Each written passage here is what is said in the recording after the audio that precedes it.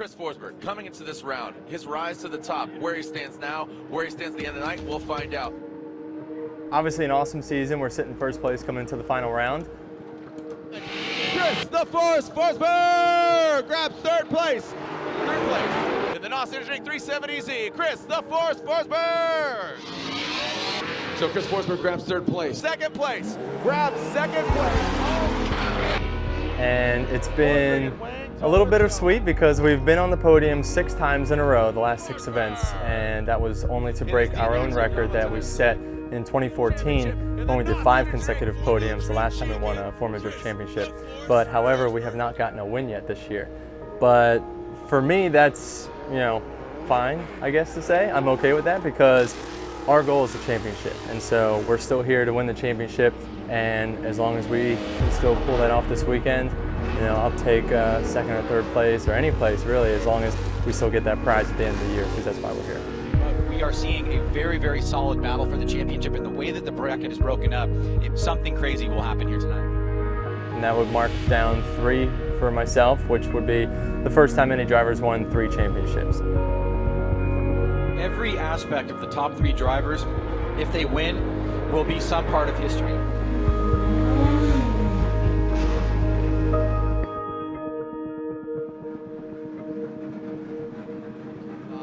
Speaking with some people in the pits in the paddock, I think Osmo's a bit nervous. I think Chris Forsberg's a little settled, and Vaughn in his style, he's just going to kind of pound on his chest. I know to get to the point of controlling yourself mentally takes years for most people, and some people can kind of develop it rather quickly, but for the most part it just takes a long amount of dedication and just working at it. Being in the position in the past, you understand that stress and the weight on your shoulders and everybody's watching, but you've been there in the past and you understand what the outcome was and how you got there. And being a professional driver is understanding the cause and effect. It's not just, oh, I should have won that, or this should have happened, that should have happened. You have to look back at why it happened and know how to fix it. And that helps to ease the stress because now you have the answers and it's up to you to apply them.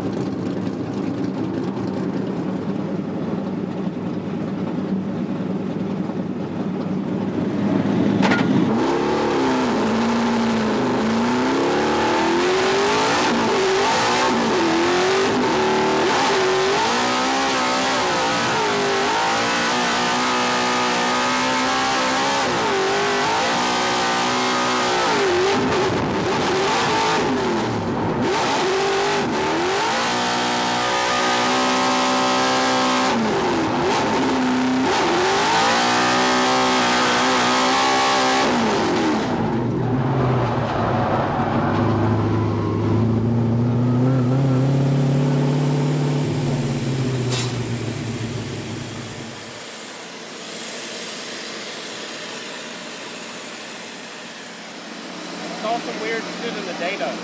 Just wanted to verify something. You don't take chances, no mechanical failures.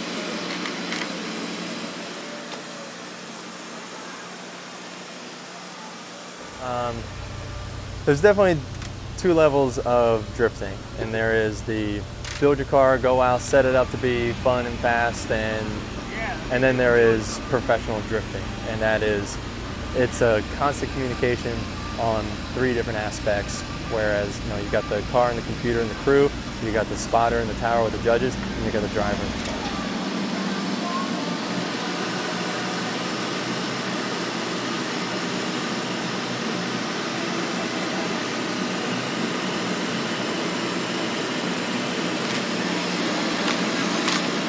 Data is to disprove what the driver is saying. If he says one thing, the data backs it up. And it's trusted. If he says one thing and the data doesn't back it up, then we analyze it more. When we analyze it more, you can find things that are misleading, then we all work together to pinpoint exactly what's happening to make sense of it all. But it's just a bunch of fucking squiggly lines, you know?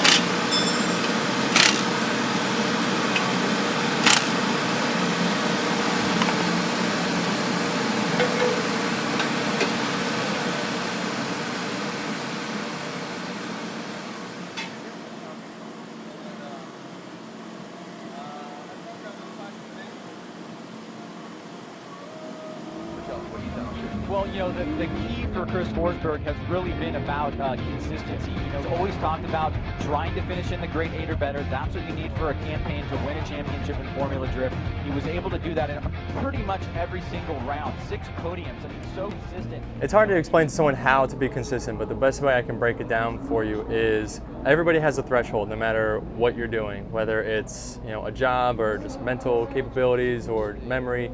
You know, you have only so much that you can do. And trying to know exactly where that limit is for yourself as a person is what can allow you to just run 95%, just right below that number. Because when you just start pushing too hard and you're trying to run to the max and put down that 100% run every single time, that's where you make mistakes. You don't give yourself any wiggle room. You know, as soon as you get past your threshold, you start making mistakes, you start fumbling, and you're not controlling the car, you're more along for the ride.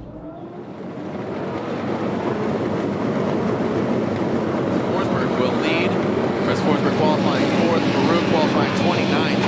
Chris Forsberg just outside of that top 3 in order to get a fast pass in the top 16. Now he's got to earn it. As you can see, Forsberg throwing it hard into the wall, showing his dominance, not leaving the judge's hands. And Farouk, unfortunately, down on the bank. There goes Forsberg into that second rear clipping zone. Farouk bringing into the second rear, way off of the rear clipping zone. Now tightening back up about that 3rd hash mark. Farouk will now lead. Chris Forsberg will give chase. So again, strategy coming into play here for Forsberg as Farouk initiates way down the bank. Farouk straightens. There it is. It's unanimous. Chris Forsberg gets the victory. Forsberg gets the victory and advances on to the top 16. Ryan, this is where it gets interesting. The pressure mounting. Championship implications for Vaughn Gittin Jr. Parida just doing what he does best. Here we go. Vaughn Gittin Jr. out front. Montana Turner Mustang RTR initiating.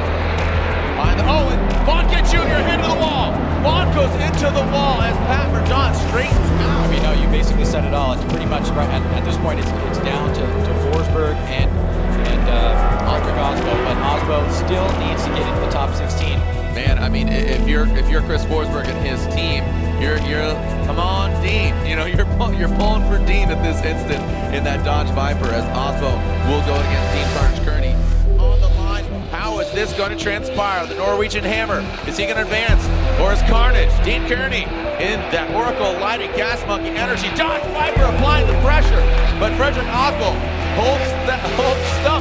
That's his motto, that's his saying, and Dean backs it in to the second rear clipping zone, spinning out. Osbo continues through the course.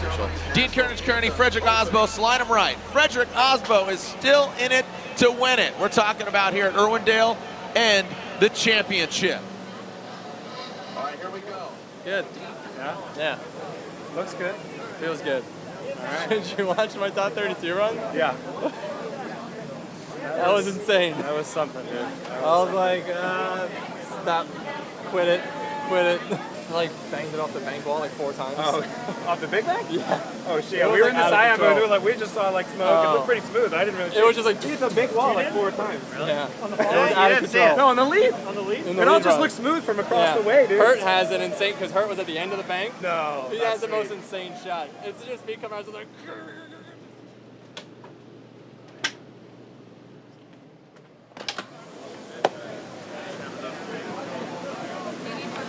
Yeah, saying like at 7:15. That's when we gotta be out there. I love you. Have fun. I know.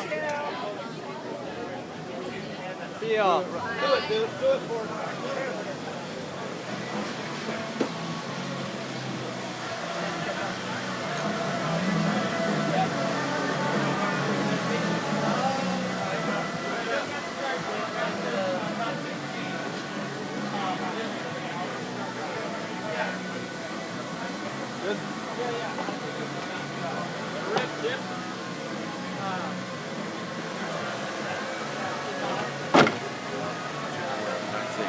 So again, we're about to see our top 16 drivers do battle. We'll kick it off here with head-to-head action. I am Jared Deenda, Ryan Sage joining me now. We'll get our 3 judges ready to go. Well, as we said, Farngate Jr. going out the top of the field, and now has gone down to Chris Forsberg and Frederick Osborne.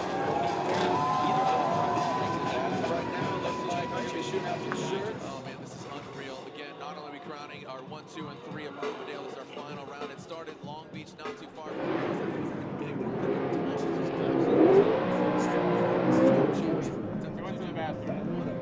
Deciding factor in shipping consecutive years.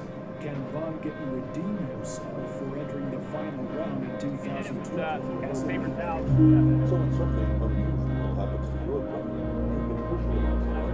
What?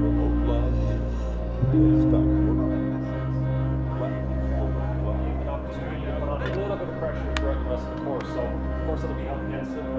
Reaction side of things that we really make. And Stoneback, if you recall, he had a phenomenal run. Some little bumps here and there, but he looks very good. All right, so Stoneback will lead. By Jeff Stoneback now, he's going to be on like a very low line here. You want to see him up a bit higher here. Yeah, it was like Stoneback was getting a little close to the wall. He did make contact with it in practice. And up here in the booth, and man, a synonymous name with motorsports, you know, cars in general, the conception of huge among the aftermarket, and a lot of those folks are out here tonight, and so we want to provide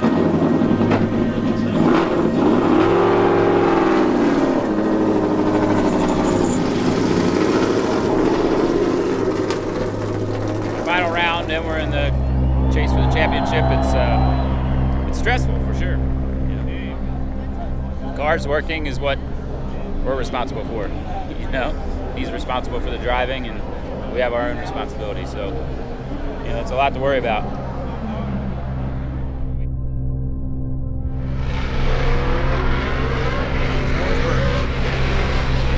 leads, Mordaunt chases. Forsberg initiates into that first rear clipping zone. Some wavering there from Pat Mordaunt. Forsberg high on the bank. Now Mordaunt settled.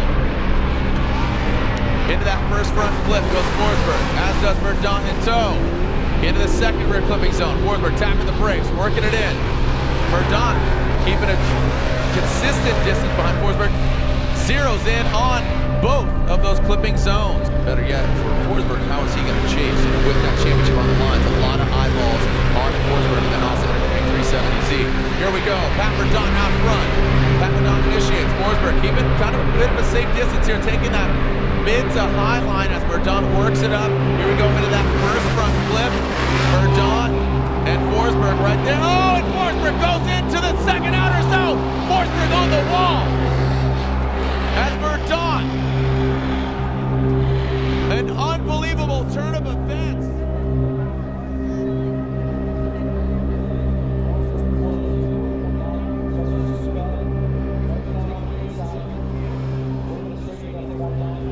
You look pretty bad, dude. You sure you're all right?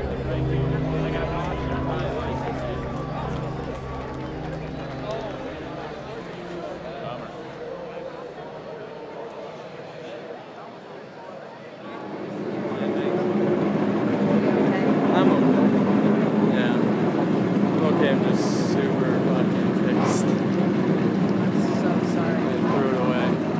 I had him covered so hard, and it was just too much. His car was like set up super loose, and they told me, and I was like trying to let it float in, and just his car, he just never got back in the throttle. And not saying it's his fault, but it's just the way the car was set up for the tightening conditions, and our car was handling it, and his was just a little looser than I expected. Nope. He has to get second. Osmos to get second place. Are you sure? Yeah. Yeah, 69 points is your gap, because you're right now 539. No, that's not true. That's not correct. It can't be. Yeah.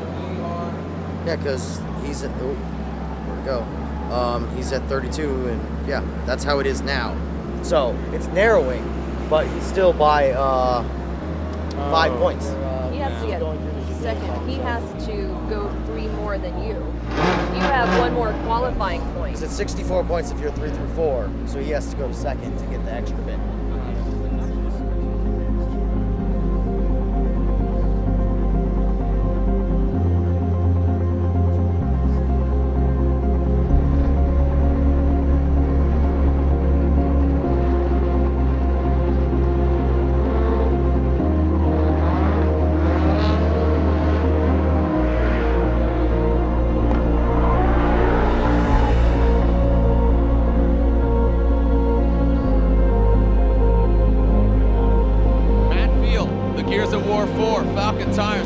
2016, Frederick Osbo, championship implications on the line.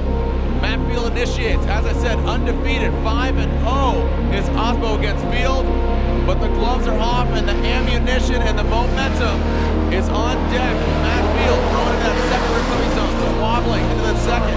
Frederick Osbo poised, right there on the door. Look at Osbo closing in. That's Osbo.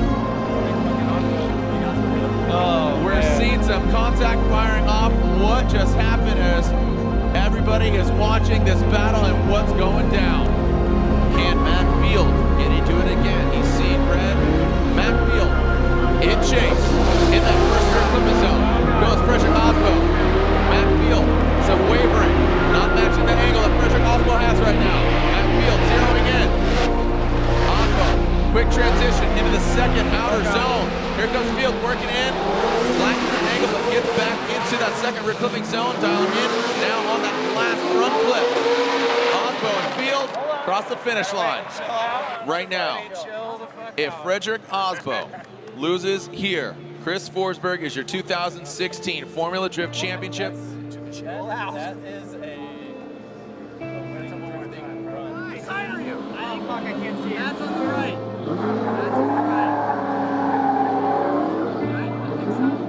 That's on the right.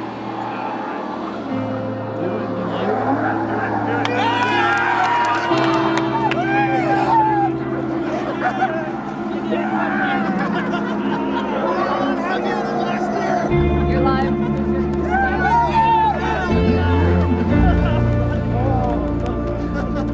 Oh my God.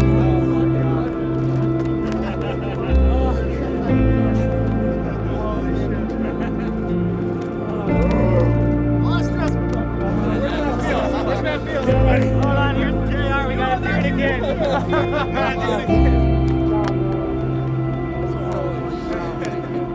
That was the worst. Why did I do that? And that's what gets you a championship. How many times did you? 3-time champion. I'm 3-time champion. It's a good feeling. Congrats, man.